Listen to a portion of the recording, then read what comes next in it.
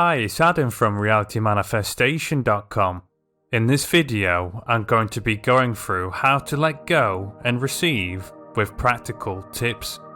This video is going to be made up of three main parts, with the first being the importance of letting go and why you need to when it comes to attracting and manifesting what you want into your life. The second part being reasons why you currently aren't letting go, and then the third being how to let go, which in each section will explain logically why, also either containing practical exercises or links to other videos that I've previously done with practical exercises, so you'll be able to resolve and make shifts in these areas to be able to let go and receive what you want to attract. So with that said,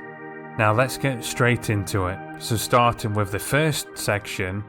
with the importance of letting go when it comes to receiving what you want into your life. I've covered this briefly in previous videos, but I want to go into more detail here, because this is a fundamental principle when it comes to manifestation, and where a lot of people go wrong.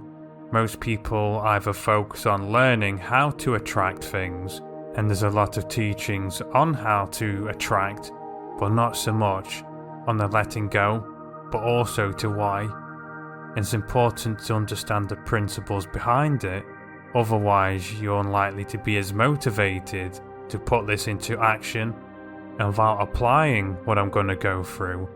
nothing really changes. So to start off with, I'm going to use an analogy. Now imagine that you're in a restaurant and you've placed an order for some food. So basically this is like whatever you're intending to manifest from the universe, or whatever you believe in. And within minutes of placing the order, you start to get irate, fearful, and wondering when your order's going to come, and you start pestering the waiter. And then he goes to reassure you, but then immediately after, you continue to keep asking, when is it coming? Why isn't it here now? And then you start to become so doubtful or fearful of your order that you don't believe what the waiter or waitress is telling you. And you go to the back and find the chef, and you demand that he cooks you your meal, and that it should be ready right now, in that very instant, when you think it should be ready,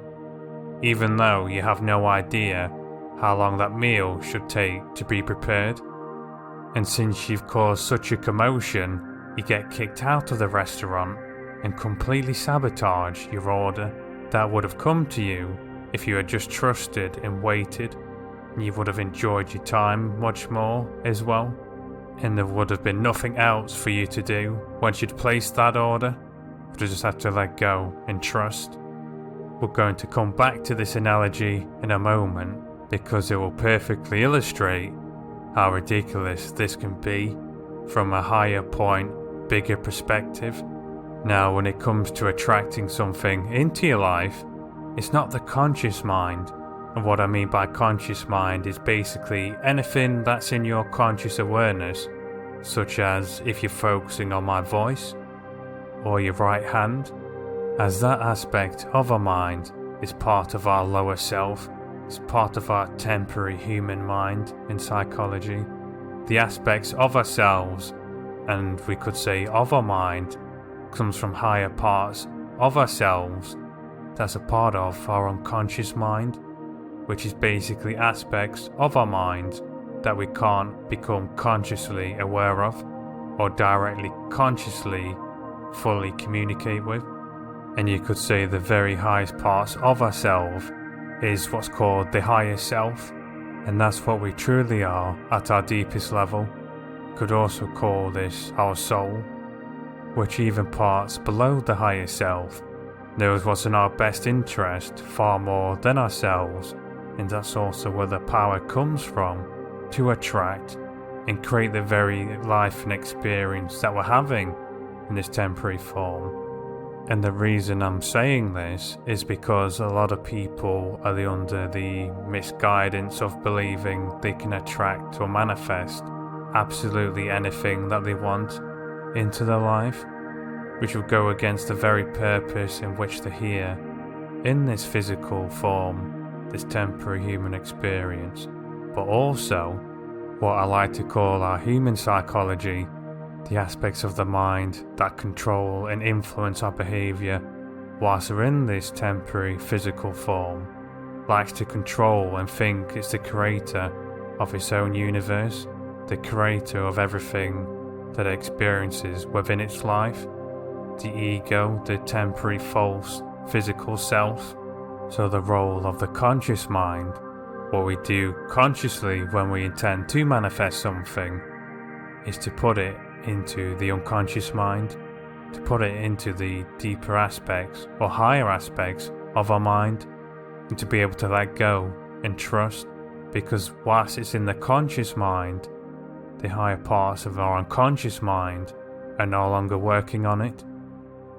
Unless you're able to create the exact sensation consciously every time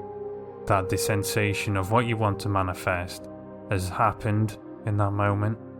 But this is very difficult to do, and the vast majority of the time, if you keep thinking about something, it's because it's something you're craving and you don't have it right now. And you're also creating something which a book called Reality Transurfing explains very well, which the book calls excess potential, which basically that the universe always strives to be in balance. And if you're sending out an excessive amount of importance for something to be manifested, balancing forces will come to balance out and sabotage the vibration of what you're sending out to be manifested, which works sort of like putting the same sides of a magnet next to each other, which causes them to push each other away. And also when you're going to manifest or attract something into your life, the higher parts of yourself know what's in your best interest, and also, as I was saying before, the mind likes to think it's the curator of its own reality in existence, and also demands things to come to you how it thinks it should do, without taking into account the vast complexity of how the universe,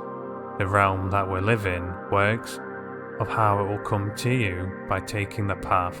of least resistance. So now going back to the restaurant analogy, if you don't let go and trust in receiving, not only is it like placing an order, you keep demanding when is it going to come to you. It's like a small child, an infant, who has diabetes, for example, demanding the waiter, when their parents place an order, that they want to order a meal that would very negatively impact their health, and then arguing with the parents and the waiter or waitress for that meal to come and how they think it should be prepared. So it'll be also like the child telling the chef how the meal should be prepared as well as the child arguing with the parents, which leads to the second part of this video, to reasons why you aren't able to let go, is this aspects of the mind, what I like to call our human psychology, our beliefs, our thinking how things either should be manifested, whether things can actually be attracted through higher parts of our mind or by something greater than ourselves, that causes us to not be able to let go and to trust and to be able to receive. That will cause us to keep thinking about something, trying to make a manifestation and the law of attraction technique we've done to be stronger, more powerful. So whether you believe in the universe, God, higher parts of your mind, spirits, whatever you believe is bringing whatever you intend to be manifested into your life, it's vital that you let go and trust in those higher powers to attract those changes into your life. Now, going back to reasons why you might not be letting go and trusting, is that the mind's two prime motives is to either help us avoid pain or to gain pleasure. And it's a part of the mind's survival instincts, a way of meeting its need for certainty. If you're unfamiliar with the 6 human needs, I'll leave a video that goes through this down below. But a way the mind meets its need for certainty and to try and keep itself safe is by being in control of what's happening in your life. So if you're having to trust in something outside of yourself, and if you have beliefs that stop you from being able to fully trust and believe in a higher power, bringing what you're intending to you, or even if what you're originally wanting doesn't come to you, that you trust that it's in your best interest, it's for your own growth, or it's going to lead you to what you truly need, or who you need to become to be able to manage or maintain what you want in your life. So you need to become aware of your own model of the world, basically how you view reality, how you think it works. Can something attract and bring things to you on a metaphysical level, whether you believe it's from the universe, vibrations, your higher self? Regardless of what you believe in, the important thing is that you have a belief in a trust in a greater and higher intelligence or power.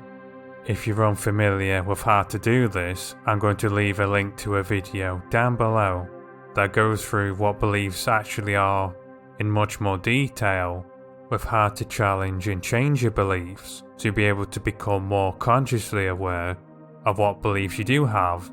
when it comes to manifesting. Because until you can find a reason why your mind can feel safe and certain to be able to trust and let go in a higher power, your mind's doing its job in trying to protect you and keep you safe.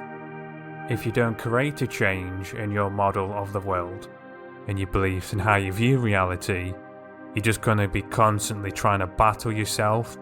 and your sub and unconscious mind, which you'll never win a battle against yourself, especially with your conscious mind, in comparison to the power of your sub and unconscious mind. Now, I highly recommend you watch that video and go through the process within it before continuing with the rest of the video, as it will make it much easier to create an actual lasting change. The process may take you an hour or two, or maybe even longer depending. However, it's greatly worth it if you want to be able to actually find a reason within your own model of the world to why you can let go and trust. So for those of you who didn't go to the belief video, which will also be beneficial for those of you who did, for some additional questions, you want to ask yourself questions such as, how does reality work? Can I really manifest using my thoughts or something that goes beyond my physical human self? If I have doubts about this, what has caused them? So even though we've already been covering this part of the video, we're now going to focus on how to actually let go. So continuing on now with some more practical steps is a very useful way of convincing the logical part of the mind is that things are brought to you, attracted and manifested, and brought to you by greater intelligences and higher powers, is by keeping a journal. So keeping a journal of just general synchronicities you have throughout the day, or of any signs or any techniques or law of attraction techniques that you've done, and anything related, because a key part of what creates beliefs is based on references.